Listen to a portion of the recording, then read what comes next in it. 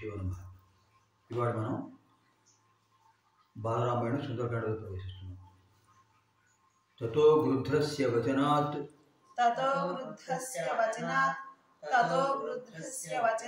సంపాతేర్ హనుమాన్ బలి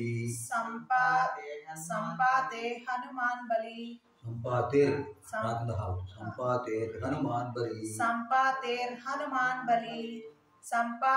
హనుమాన్ బలి శతయోజన విస్తీర్ణం పుప్లువే లవణార్ణవం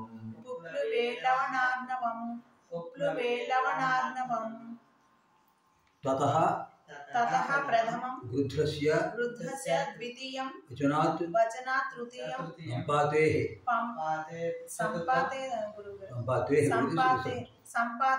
చతుర్థం అంటే విడదీసే విసర్గం సంపాతేః చతుర్థం హనుమాన్ పంచమం బలి షష్టం శతయోజన విస్తీర్ణం సప్తమం పుప్లువే అష్టమం లవణార్ణవం నవపది ఈ శ్లోకంలో 9 పదాలు ఉన్నాయి. తతః తరువాత గృధ్రస్య వచనాత్ గృధ్రస్య సంపాతే అంటే గ్రద్ద అయినటువంటి సంపాతి అనే గ్రద్ద అనమాట. గద్ద పేరు సంపాతి. ఈయనెవరో కాదమ్మా, జటాయువుకి అన్నగారు. జటాయువు సంపాతి ఇద్దరు కూడా గరుత్మంతుడి అన్నగారి కొడుకులు.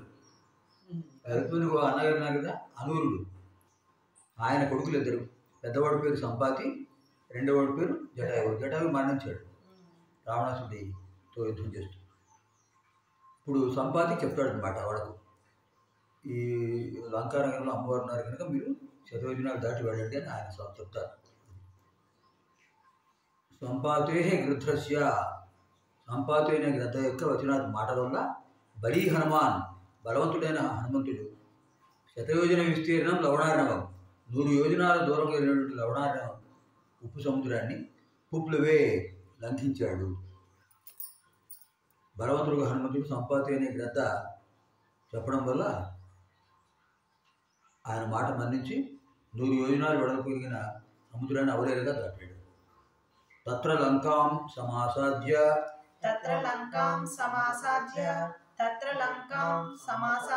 పురీం రావణ పాలితాం దదర్శ సీతాం ధ్యాయంతీం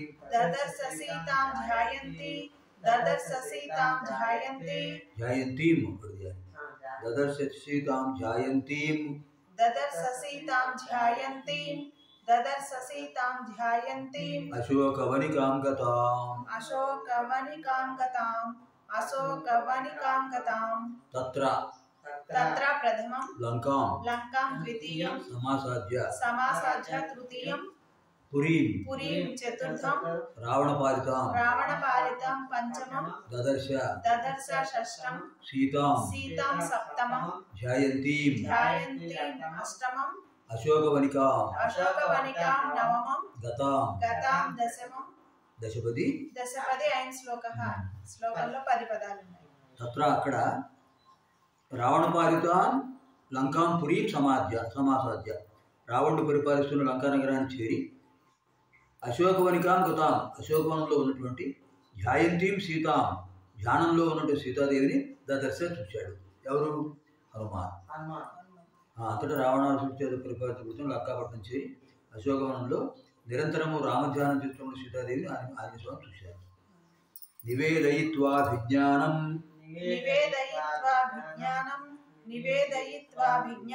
ప్రవృత్తిం చ నివేద్య సమాశ్వాస్య చ వైదేహీం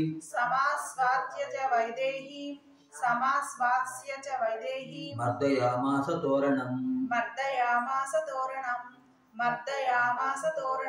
నివేదయిత్వా ప్రథమం అభిజ్ఞానం ద్వితీయం ప్రవృత్తిం తృతీయం చ చతుర్థం నివేద్య పంచమం చ షష్టం సమాశ్వాస్య సప్తమం చ చ అష్టమం వైదేహీం నవమం మర్దయామాస దశమం తోరణం ఏకాదశపది ఐన్ శ్లోకః.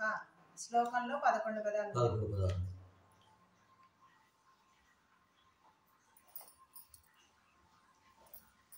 అభిజ్ఞానం నివేదయిత్వా, అభిజ్ఞానం గుర్తును నివేదయిత్వా సమర్పించి. ఏమిటి గుర్తు?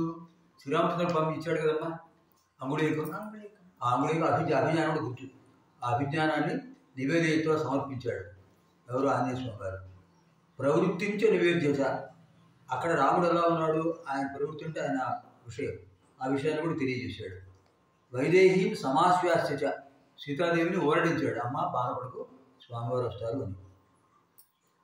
తోరణం మర్దయామాస, అశోకవన ద్వారస్తంభం ఉంది, అశోకవనం ద్వారస్తంభం దాన్ని మర్దించేశాడు. శ్రీరాముడు తనకి ఇచ్చిన అంగుళీకాన్ని సీతాదేవికి గుర్తుగా సమర్పించి సుగ్రీవుడితో స్నేహం మొదలు అనే విషయాలు చెప్పి రాముడు వస్తాడు అని అమ్మవారిని వర్ణించి అశోకవనం ద్వారంలో ప్రధాన ద్వారాన్ని చూడం చేశాడు. పంచసేనాగ్రగాన్ హత్వా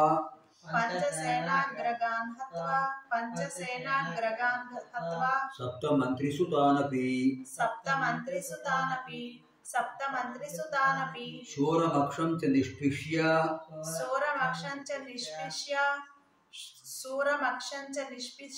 గ్రహణం సముపాగమత్. పంచసేనాగ్రగాన్ ప్రథమం హత్వా ద్వితీయం సప్తమంత్రిసుతాన్ తృతీయం అపి చతుర్థం శూరం పంచమం అక్షం షష్టం చ సప్తమం నిష్పిష్య అష్టమం గ్రహణం నవమం సముపాగమత్ దశమం. దశపది ఐం శ్లోకః. శ్లోకంలో 10 పదాలు.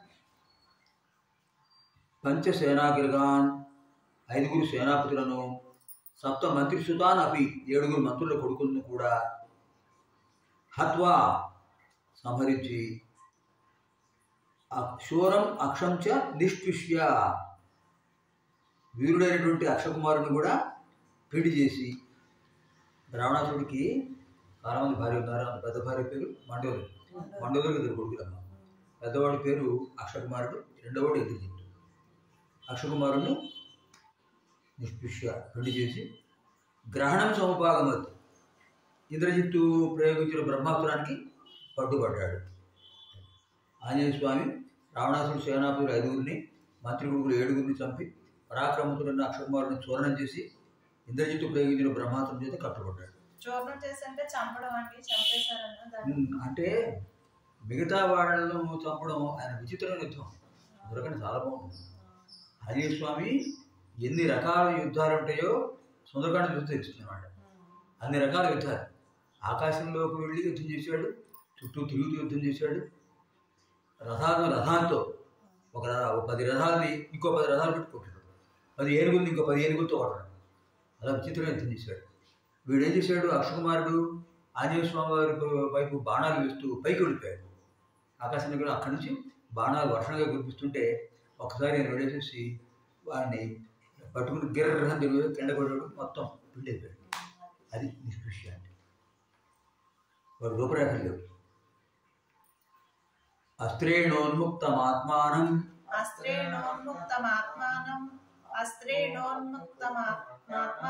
జ్ఞాత్వా పైతామహాద్వరాత్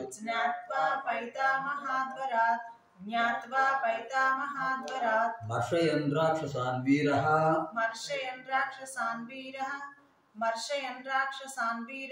యంత్రిణస్తాన్ యదృచ్ఛయా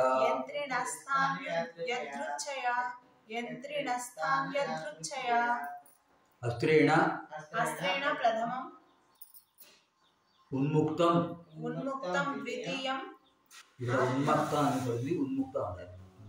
ఆత్మానం తృతీయం జ్ఞాత్వా చతుర్థం పైతామహాత్ పంచమం వరాత్ షష్టం మర్షయన్ సప్తమం రాక్షసాన్ అష్టమం వీరః నవమం యంత్రిణః దశమం తాన్ ఏకాదశం యదృచ్ఛయా ద్వాదశం ద్వాదశపది అయం శ్లోకః 12 పదాలు ఉన్నాయి. పైతామహాత్ వరాత్ బ్రహ్మ ఇచ్చిన వరం వల్ల అస్త్రేణ ఆత్మానం ఉన్ముక్తం జ్ఞాత్వా అస్త్రం నుంచి తను విడువబడ్డాడని తెలుసుకుని, అంటే బ్రహ్మదేవుడు వరం ఇచ్చాడు, నా బ్రహ్మాస్త్రం నేనేం చేయదు అంటే బ్రహ్మాస్త్రం నేనేం చేయలేదు ఆయన తెలుసుకుని కూడా యంత్రిణాస్తాన్ తనను బంధించినటువంటి రాక్షసులందరినీ కూడా మర్షయన్ ఆ రాక్షసులందరినీ కూడా పడగొట్టేసి యదృచ్ఛయ స్వేచ్ఛగా వీరుడు బయలుదేరాడు. తర్వాత ఏం చేశాడనేది 5వ శ్లోకంలో ఉంది. తర్వాత తతో దగ్ధ్వా పురీం లంకాం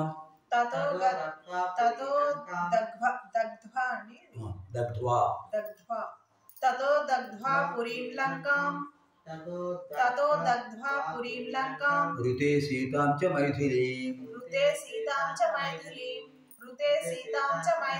రామాయ ప్రియమాఖ్యాతుం పునరాయాన్ మహాకపిః